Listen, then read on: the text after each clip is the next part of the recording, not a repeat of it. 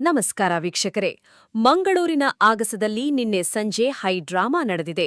ಗುಡುಗು ಸಹಿತ ಮಳೆಗೆ ಸಿಲುಕಿದ ವಿಮಾನವೊಂದು ಲ್ಯಾಂಡ್ ಆಗಲಾಗದೆ ಆಗಸದಲ್ಲೇ ಸುತ್ತಾಡಿದ್ದು ಕೆಳಗಿದ್ದ ಜನರಲ್ಲಿ ನಡುಕ ಹುಟ್ಟಿಸಿತ್ತು.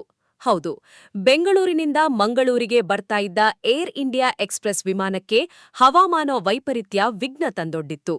ರನ್ವೇ ಕಾಣಿಸದಷ್ಟು ದಟ್ಟ ಮೋಡ ಹಾಗೂ ಭಾರೀ ಮಳೆ ಇದ್ದ ಕಾರಣ ಪೈಲಟ್ ವಿಮಾನವನ್ನ ಲ್ಯಾಂಡ್ ಮಾಡಲಾಗದೆ ಆಗಸದಲ್ಲೇ ಹೋಲ್ಡಿಂಗ್ ಪ್ಯಾಟರ್ನ್ನಲ್ಲಿ ಸುತ್ತಾಡಿಸಿದ್ದಾರೆ.